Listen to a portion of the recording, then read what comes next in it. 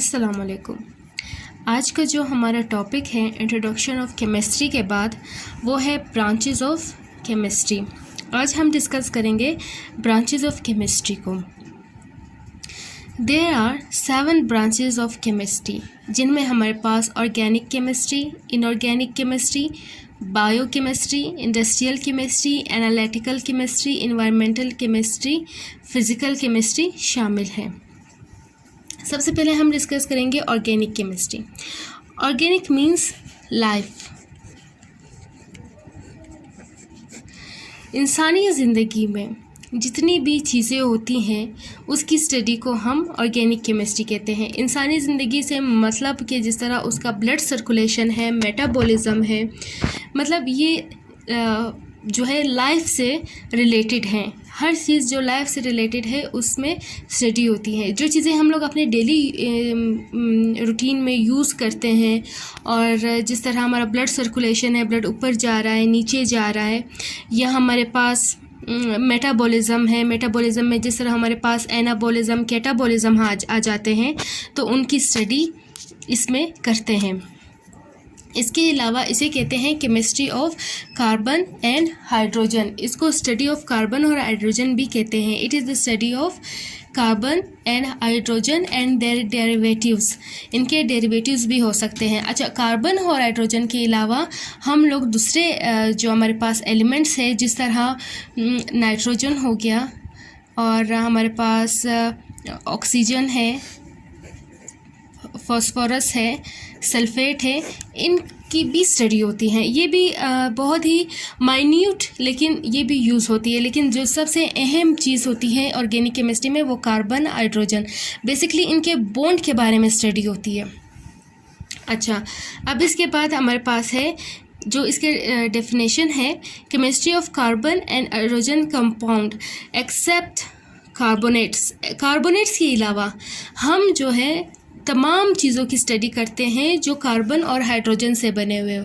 अच्छा, इनकी हम स्टडी क्यों नहीं करते? इनकी हम इसमें स्टडी क्यों नहीं करते? क्योंकि ये जो है ना, ये मैन मेड है।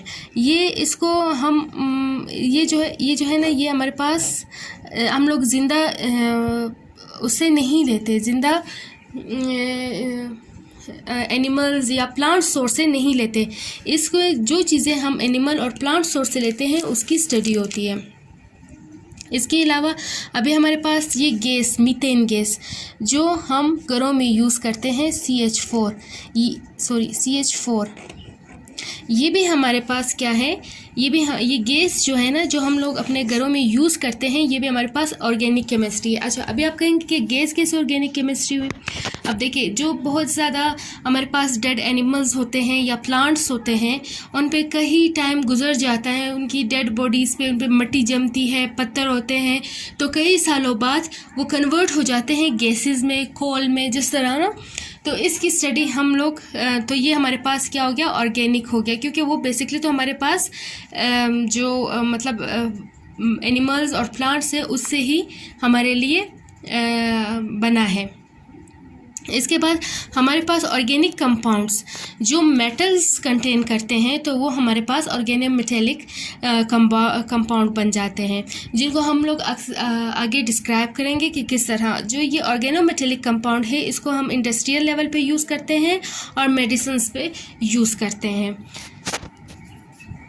इसके अलावा जो हमारे पास ये कार्बन है, कार्बन हमारे पास ज़मीन पे पाए जाने वाला 4th मोस्ट अबंडेंट एलिमेंट है। इसके अलावा इसके एग्जांपल में हमारे पास, मैंने आपको जैसे बताया, मीथेन आया। उसके अलावा हमारे पास इसमें आ जाता है ऑयल, आ जाते हैं। ये सब हमारे पास ऑर्गेनिक केमिस्ट्री में आते हैं।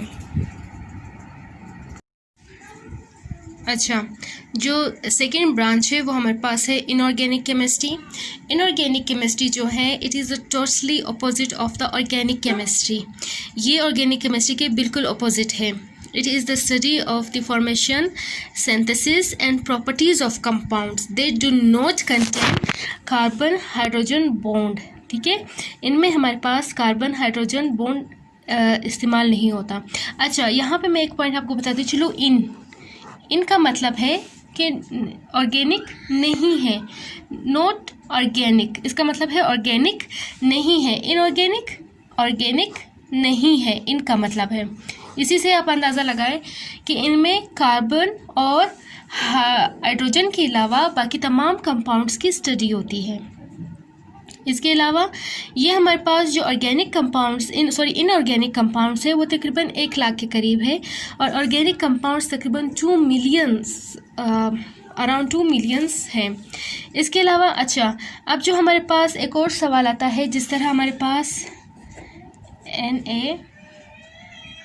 NaHCO3 ये जो है इसे हम कहते हैं बेकिंग सोडा, जो हम लोग मीठा सोडा या जिन्हें हम अपने खानों में यूज़ करते हैं। अब सवाल ये पैदा होता है, यहाँ पे आप देखें कार्बन आ रहा है, हाइड्रोजन भी आ रहा है, तो अब सवाल ये पैदा होता है कि क्या ये ऑर्गेनिक है या इनऑर्गेनिक है। तो इसका सिंपल ये है कि ये तो ना एनिमल प्लांट से हमारे पास आया है, ना ही ये किसी प्लांट से, ना एनिमल सोर्स से ये हमारे पास आया है, और ना ही किसी प्लांट सोर्स से हमारे पास आया है। तो ये हमारे पास क्या है, इनऑर्गेनिक है। हम पहले ही कह चुके हैं कि सिवाय कार्बोनेट्स के अलावा कार्बोनेट्स की स्टडी ऑर्गेनिक में नहीं होती। बाकी जितने भी है वो ऑर्गेनिक में होते हैं, जिसमें कार्बन और हाइड्रोजन हो। लेकिन ये जो कार्बोनेट्स है ये हमारे पास, हम सोचते हैं कि ये प्लांट सोर्स से आया है या एनिमल सोर्स से आया है, तो उनमें से ये किसी सोर्स से नहीं आया। इसके अलावा हमारे पास जो हम स्टडी करते हैं इनऑर्गेनिक में, वो है ग्लास, शीशा जिसे हम कहते हैं। इसके अलावा सोडियम क्लोराइड, ये है टेबल सॉल्ट। इसके अलावा सिलिकॉन डाइऑक्साइड, ये हमारे पास हम लोग यूज़ करते हैं कंप्यूटर चिप्स और सोलर सेल्स में।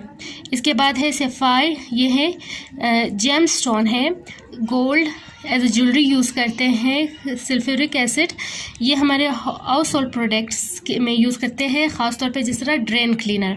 इसके अलावा जो हम लोग एक वास्ट स्टडी करते हैं और इनऑर्गेनिक केमिस्ट्री में, वो हमारे पास एसिड्स हैं जिनकी हम स्टडी करते हैं, बेसिस है, सॉल्ट से, ऑक्साइड से, इनकी हम स्टडी करते हैं इनऑर्गेनिक केमिस्ट्री में। नेक्स्ट जो ब्रांच है वो है फिज़िकल केमिस्ट्री।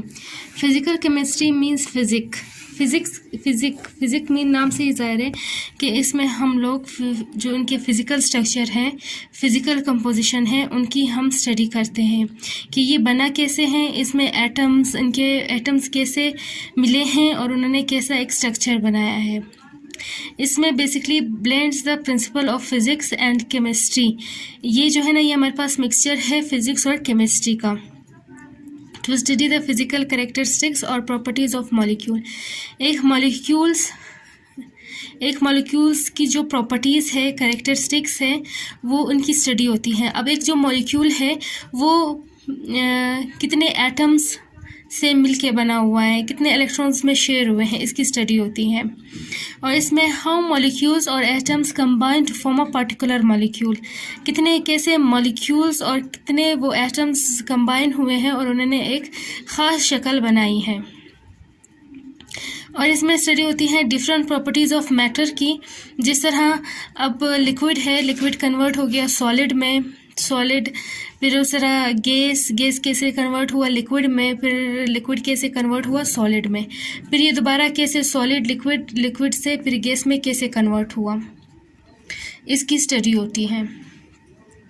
फॉर एग्ज़ाम्पल, अब इसकी एग्ज़ाम्पल इस तरह ये भी हो सकते हैं, हम ले सकते हैं, जैसे कि हमारे पास गैस है H2, ये हमारे पास मॉलिक्यूल है क्योंकि हमारे पास 2 एटम कंबाइन हुए हैं, हाइड्रोजन और हाइड्रोजन, ये कंबाइन हुए हैं तो उन्होंने हमारे पास ये मॉलिक्यूल बनाया। अब इनका जो स्ट्रक्चर है, सेंटर में हमेशा प्रोटॉन और न्यूट्रॉन होते हैं। अब जो है ये हमारे पास इसका एक ही इलेक्ट्रॉन है, तो क्या है जो दूसरा एटम है ये हमारे पास हाइड्रोजन का एक एटम है, फिर जो दूसरा है उसने अपना शेयर किया है, तो ये हमारे पास H2 हाइड्रोजन, इस कितने इलेक्ट्रॉन्स है 2 इलेक्ट्रॉन्स हैं, इन्होंने कैसे शेयर किए हुए हैं। इस तरह की स्टडी होती है हमारे पास फ़िज़िकल केमिस्ट्री में। इसके अलावा फ़िज़िकल केमिस्ट्री इट्सेल्फ ख़ुद भी इसके ब्रांचेस है। जिस तरह हमारे पास है इलेक्ट्रोकेमिस्ट्री, फोटोकेमिस्ट्री, थर्मोकेमिस्ट्री, स्पेक्ट्रोकेमिस्ट्री और केमिकल काइनेटिक्स की स्टडी होती है फ़िज़िकल केमिस्ट्री में।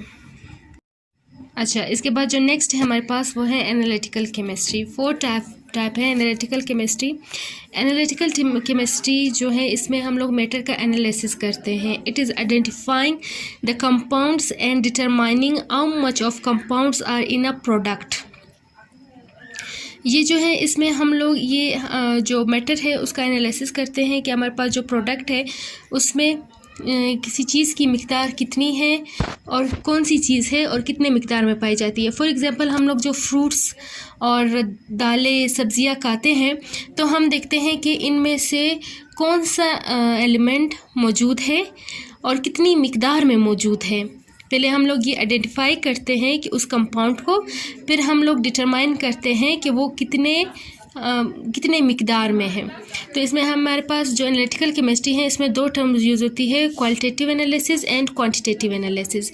जो क्वालिटेटिव एनालिसिस है उसमें हम देखते हैं कि कौन सी चीज़ मौजूद होती है। फॉर एग्ज़ाम्पल जिस तरह हमारे पास मीथेन है CH4, इसमें हम लोग देखते हैं कि क्या मौजूद है। इसमें कार्बन मौजूद है और हाइड्रोजन के 4 एटम मौजूद है, ठीक है। इसी तरह फिर हमारे पास H2O, हम देखते हैं कि इसमें क्या है, हाइड्रोजन है और ऑक्सीजन है।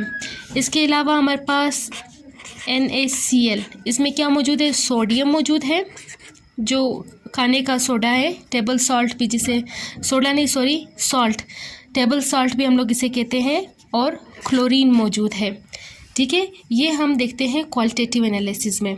इसके अलावा अब क्वांटिटेटिव एनालिसिस में हम क्या देखते हैं कि हमारे पास जो मीथेन गैस है इनमें मिक़दार कितनी है, इन चीज़ों की मिक़दार को देखेंगे। For example we have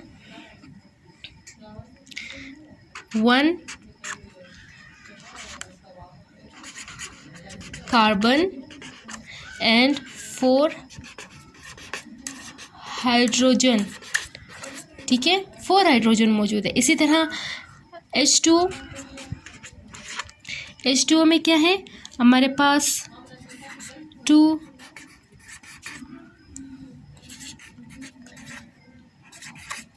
hydrogen and 1 oxygen. इसी तरह हमारे पास जो सोडियम क्लोराइड है NaCl, इसमें 1 सोडियम 1 क्लोरीन, ठीक है, ये देखा जाता है। फिर नेक्स्ट है हमारे पास बायोकेमिस्ट्री। बायो मीन्स जैसे कि आप सब जानते हैं, बायो का मतलब है लाइफ। लाइफ में हमारे पास सब चीज़ें होती हैं। जिस तरह हमारे पास प्लांट की लाइफ होती है, एनिमल्स और ह्यूमंस जो भी जिनमें भी लाइफ एग्जिस्ट करती हैं उनकी स्टडी होती है। ये एक प्रोसेस है। और फिर इन लिविंग थिंग्स के अंदर जितने भी प्रोसेसेस होती हैं उनकी स्टडी हम करते हैं, study of the chemical process of living things.